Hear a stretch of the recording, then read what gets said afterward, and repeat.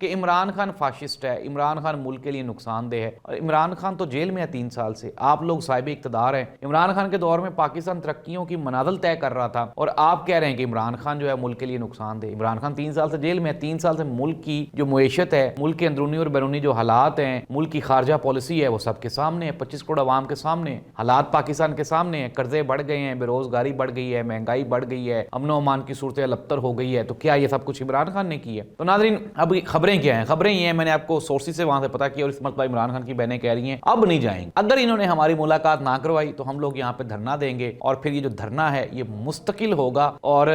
یہاں سے until unless تب تک نہیں اٹھیں گے جب تک عمران خان کا میسج نہیں آ جائے گا۔ ناظرین، حکومت نے ایک پلاننگ کی، اس پلاننگ کے تحت 3 جو جیلز تھیں، ہمارے سورسز نے پتا کیا ہے، تو 3 جیلز ان کا ڈسکس کیا گیا کہ عمران خان کو اڈیالہ سے وہاں پہ شفٹ کیا جائے۔ سب سے پہلی جو جیل تھی وہ تھی ملیر جیل، لیکن ملیر میں انہوں نے کہا نہیں ہم یہاں پہ نہیں رکھ سکتے، یہاں پہ تو بڑے معاملات خراب ہو جائیں گے۔ پھر اس کے بعد دوسری مچ جیل بلوچستان کا ذکر کیا گیا، لیکن پھر یہ ڈیسائیڈ کیا گیا کہ یار وہاں پہ تو سیکورٹی کی جو صورتحال ہے وہی کنٹرول نہیں ہے، تو اگر خدا نہ خواستہ وہاں پہ کچھ ہو گیا تو پھر ہم کیا کریں گے۔ پھر اس کے بعد اٹک قلعے کا فائنل ڈیسیجن کیا گیا کہ جی خان صاحب کو اٹک قلعہ میں شفٹ کر دیتے ہیں، لیکن پھر انہوں نے کہا کہ کے پی کے اور پنجاب کے چونکہ بارڈر پہ اٹک قلعہ ہے، جب کے پی کے والے آتے ہیں تو اگر وہ 20-25 ہزار لوگ لے کے آگے اٹک قلعہ پہ، تو پھر کہیں یہ نہ ہو کہ واقعی وہ سیڑھیاں لگا کے اندر گھس جائیں جیل میں اور عمران خان کو وہاں سے لے جائیں۔